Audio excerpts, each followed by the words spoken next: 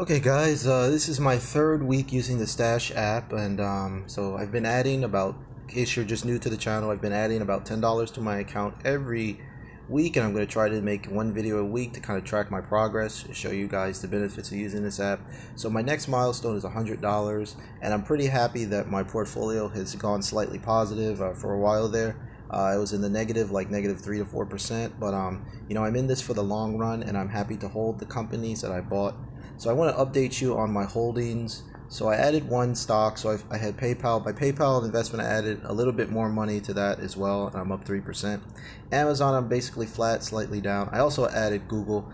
You guys are watching this on YouTube. YouTube is actually owned by Alphabet Inc., which is the parent company of Google, YouTube, as well as various other companies. But Google and YouTube are their two biggest investments. And I added $10 into Alphabet, and I'm up 4% on that one. And guys, Alphabet Inc., Google, YouTube, these are all products that most of us use every day, and they make lots of money. So I think this is a no-brainer to invest in Alphabet.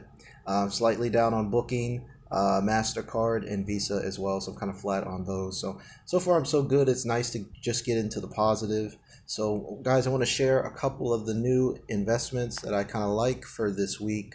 So one of the companies that I really like that recently went public is Uber. Now, Uber has gotten a lot of negative publicity as of late. They're not profitable. But guys, when Amazon started, they weren't profitable. When Twitter started, they weren't profitable. Most startups aren't profitable. There's lots of startup costs, fixed variable costs, technology. You've got to hire these smart people, pay them big salaries. So, and also they have to pay their drivers. But one of the criticisms of Uber is that it's negative cash flow. But what people don't fail to understand is that the economy is changing. You see, fewer people are buying passenger cars, things like that. More people are moving to the big city, and they're embracing rideshare. Me personally, growing up in a big city, owning a car was very expensive. So I see the benefit in getting an Uber, and everyone uses Uber. It's something that you need. It's not something that in 10 years from now it might not be around. And a lot of people are having they're kind of scared of the stock because they're thinking, oh, they're bleeding through cash and things like that. But they're working really hard to get self-autonomous driving.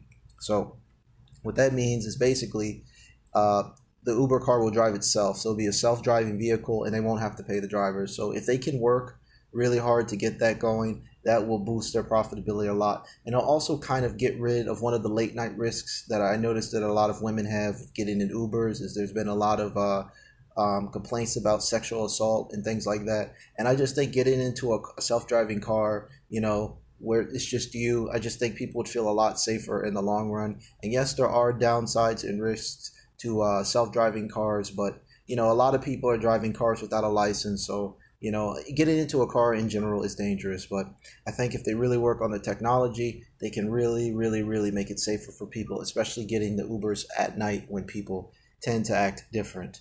So that's just one of the stocks that I like. And then I also want to talk about this one, the stocks worldwide. Guys, if you're not really sure what to buy, you can always just buy the entire market. And one of the good things I think that is kind of for people, especially if you have a retirement account, is you want to get the stocks worldwide.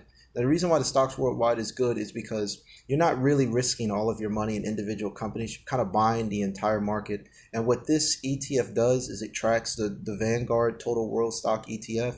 Has a very low expense ratio of 0.09% and a pretty decent yield of 2%. So guys, instead of trying to figure out if you're just kind of very risk adverse and you kind of just want to invest long term for retirement, you can just buy this one. It basically is set up to mimic the infamous Vanguard total stock fund, and the expense ratio is very low.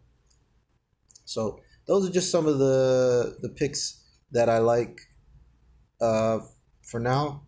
And then so right now, I'm kind of just building this account up.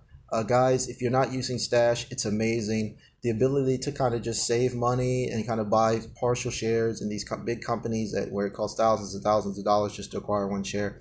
And the best thing about Stash is that I'm not really missing the money. The money's kind of just going there automated, and it's slowly building up, and I've only been doing this for a couple weeks, so I'm excited to see where it goes in the future.